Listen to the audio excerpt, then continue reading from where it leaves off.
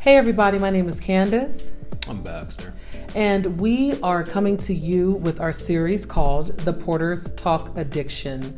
We are two qualified people who have experience with addiction and marriage and relationship and kids and all the things. And we're coming to you because God put it on our hearts to help and to be a service to those who are truly in need in this particular area. So Baxter and I have been married for 17 years. We have 4 beautiful children, and we met in high school. We're high school sweethearts, and we've been rocking ever since about 1996, I would say, about 1996. And I don't know if it was instant that we kind of clicked when we seen one another, but according to Baxter, it may or may not have been. Well, no, it wasn't instant. I had a girlfriend when I transferred to East. I went to a school that's not worth mentioning, but I saw Kandice and I thought she was pretty, and I went to my girlfriend and said I think we needed to break up because I saw somebody else that I liked. I didn't tell her that, obviously, but yeah, that's how it went. And Kandice told me later that she didn't really like me when we first started dating. That's weird, but it worked out. I wouldn't necessarily say I didn't like you when we first started dating. It's just that I think for me, there was maybe some trauma, right? So I grew up in a one-parent household. My mother was the predominant parent. She was the only parent in the house. And when it comes to men, I think for me, it wasn't something that I'm used to. I'm not used to having like a male figure around me, or a male figure really liking me, or a male figure maybe even potentially loving me to that capacity. So I think when you say things like, well, she didn't like me, it probably stemmed from some trauma where I just wasn't used to someone loving me or even liking me to the capacity that you had shown. That's fine. I mean, the only reason I say that is because that's what you told me. So It's not that something that I just made up. It's just what you said. I probably did. But you did. Okay. You did. Okay. So I did. And, but our relationship grew to something very beautiful. We stuck in there. We broke up for a little bit during college, and there was a child that was born, which is my bonus daughter. Yeah. Yeah? Yeah. Okay, anything you want to speak to with that? No. Because you most certainly didn't tell me that you were having a baby, but I had to find out through the grapevine. But that's a conversation for another day. Yeah. Yeah, I wasn't ready to have a child. That's Yeah. And we were still kicking it. Like, that's another thing. Like, you weren't ready to have a child, and we were still actively seeing one another. It wasn't really active. It was just when you came back from college. But yeah. And we were most certainly still talking on the phone and things like that. So I would have thought that he would have told me that he was pregnant, but he didn't. But anyway, that's all right. We're moving forward with the story. So with that being said, we continued our relationship. Now, as it pertains to addiction and the things of that matter, I do know that there was a time in high school where I felt that Baxter may have had a problem with drinking. Now, I really do feel like it was something that God had put on my heart, because it wasn't anything that he was doing. It wasn't like he was over drinking. It wasn't like he was just like involved with drinking, the activity of drinking. That's not what it was. But Baxter was an actor. So in high school, he was an actor. And there was a cast party that they were having senior year. And I remember thinking to myself, man, this is a cast party. They're probably going to have drinks and Baxter's probably going to indulge. And in my heart, I felt like he's going to have an issue with drinking. Now, Baxter is looking at me like that right now because he's like, Kandice, well, how did you even know that? Like, I really do feel that God put that on my heart. Okay. Mm-hmm. And God wasn't wrong, because if we fast forward or rewind, are we fast forwarding or rewinding? Are you going forward or backwards? Oh, okay. I'm going forward. Okay. Fast forward to when the addiction started, right? No. Just no. Okay. That's all. Kandice, I believe, and I tell her regularly, that she has a issue with revisionist history. Kandice, yes, I went to cast parties, I was in plays, and yes, there was drinking at the cast parties. There was drinking at every party, not just cast parties, homecomings, proms, teenagers in the 90s, we found a way to drink. Probably still like today. But so, yeah, I drank when everybody else was drinking. So that's why I don't really give a lot of credibility to Kandice when she says she noticed in high school, because she was drinking right alongside me when we were in high school. Okay. So that was that. When I didn't notice, I didn't acknowledge that my drinking had become a problem until after I had left college and started working. As Kandice said, I had a child either the start of my senior year or I think it was the start of my senior year in college. But I had to start working after that because somebody else was going to be depending on me. And so I left college and started working.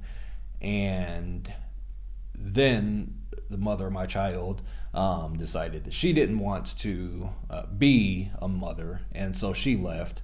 And so I became a single father. And I didn't really think of it then, but in hindsight, now, I used drinking just to drown out how terrible I felt about everything. I mean, I'm a new father. I'm not ready to be a father. I'm still, for all intents and purposes, a kid. And I just like things have changed. What I had planned for myself was not going to be happening as far as I saw it. It just wasn't gonna happen. And so I would drink to drown out my misery.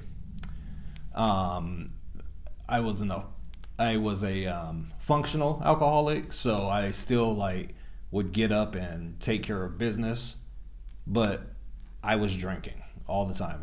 If I was not working, I was drinking. Sometimes on the way to work, I'd be drinking. On the way home from work, immediately on the way home after work, I would be drinking. And, it was just a ugly cycle. I just did that every day. And, it just, it started affecting our marriage. Well, before we even start talking about marriage, because I don't even think we're ready to go there yet, we're talking about the time where you started getting involved into the addiction, right?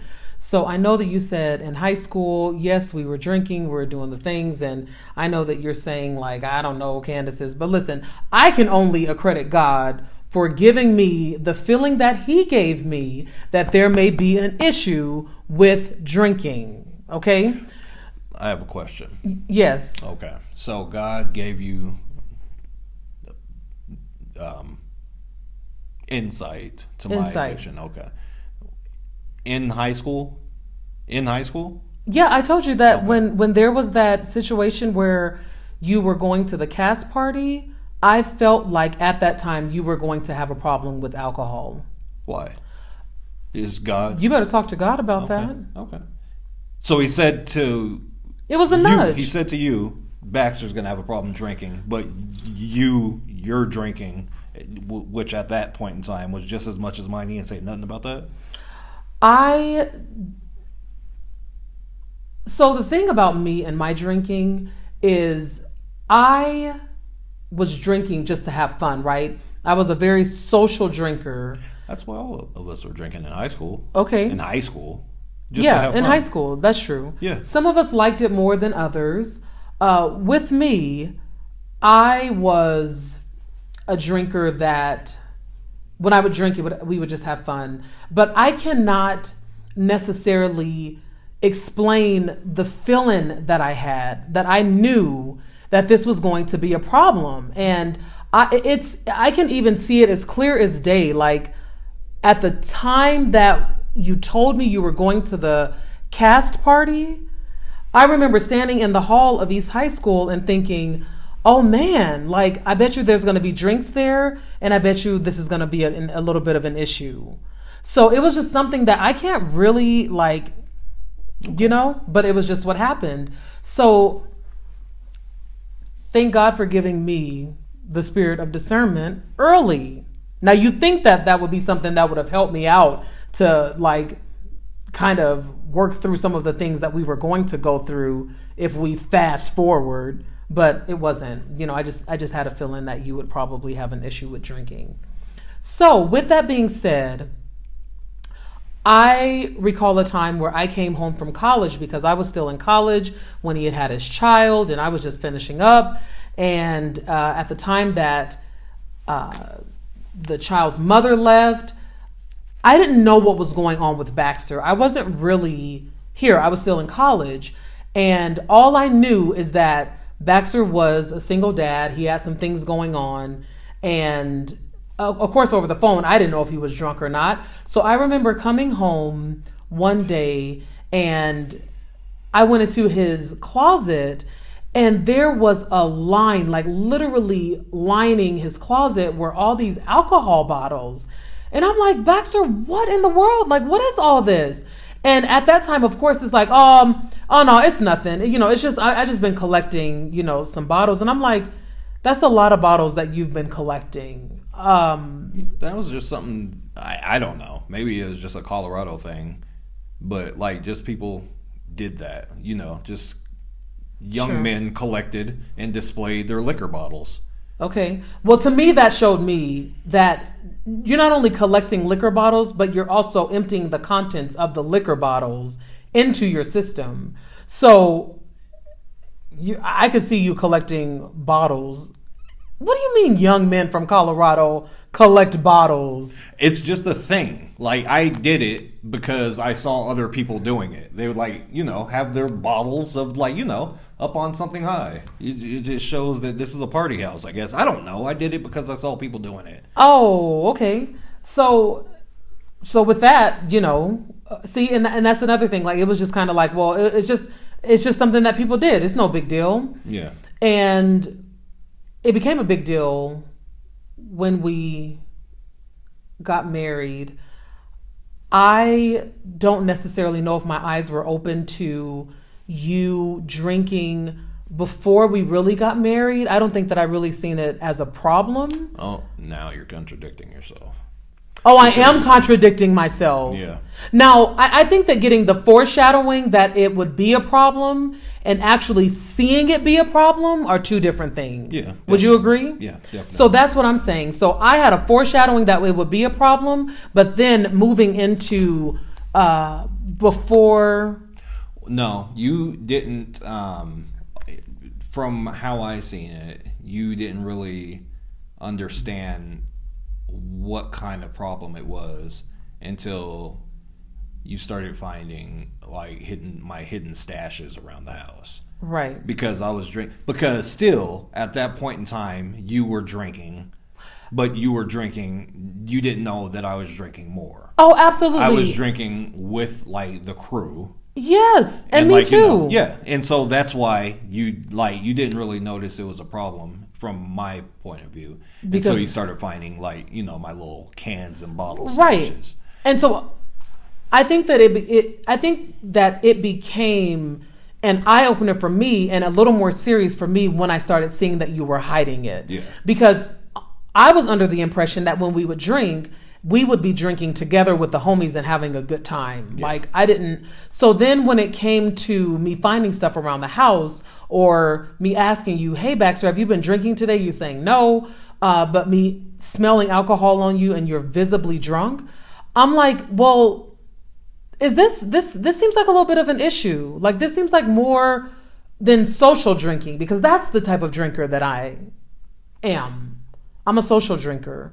But with you, I felt like it was a little bit more, and it was more of a, you know what, I need this drink to function and to get my day moving and to keep it moving or to top off my day. Yes and no. Yes okay. And no.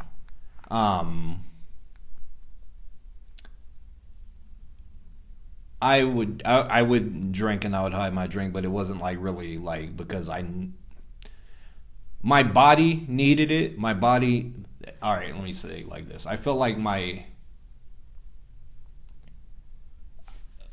I don't know, alcoholism is frustrating because it's like really like I still can't really put my finger on how to really describe it. So I didn't have like a chemical addiction where to the point where if I didn't have it, like my body would like, you know, act poorly. Sure. It was more of a psychological need for me at that point in time. I think that's good. Yeah. It was a psychological need at that point in time. I really like felt like it just kind of became a part of my day. It just like, you know, like a part of my day, like something that just needed to happen. When you wake up, you go, you need to brush your teeth so that your breath isn't funky. You need to wash yourself so that you're not funky. One of those things that I just needed to do for my day was get a drink. Like I would feel like, you know, tense, and then when I would get a drink, I would like, you know, not even drink it, just the knowledge that when I was ready for it, it would be waiting for me. That like, you know, release stress. And so yeah, I did need it, but and so yeah. I know you did, but not to that capacity. I would say earlier in our marriage, we've been married for 17 years. And earlier in our marriage, there was just so much dysfunction and so much frustration and so much of us acting outside of ourselves because we were, Baxter was lost in his addiction, and I was just trying to, number one, you know, take care of a child, number one, that I was brand new to mothering, you guys. I didn't have a lot of information on or experience on how to do this. And so Baxter wasn't a bad dad, but he had an addiction, right? So he was only limited to some things that he could do. When I came back in the picture, a lot of things fell on my lap, right? As a mom, her mom was away. I was the active mother in this 1-year-old's life. And she was 3. Or 3, I'm sorry. Okay, 3. Okay. I think. No, that doesn't sound right, because... She was 3 when we got married. Oh, 3. Okay. She was 4 when we got married. No, she was 3 when she was a flower girl at 3. So at any rate... Yeah. I was frustrated. I was so mad at I was mad at everybody. I was freshly graduated from college, feeling like, okay, like I'm going to take on the world. What am I going to do? But I had this man that I absolutely loved, but he had a baby, and that baby didn't have a mother that was active and in her life at that point. So here I am, right? So I felt like if I didn't step in, then how would that make me look as his girlfriend and to his child who didn't have an active mother? You know what I mean? And I was severely frustrated. Like, I cannot even explain to you how much that took a toll on me. Not only how much that took a toll on me, how much that took a toll on our oldest, because she was in the middle of all this, right?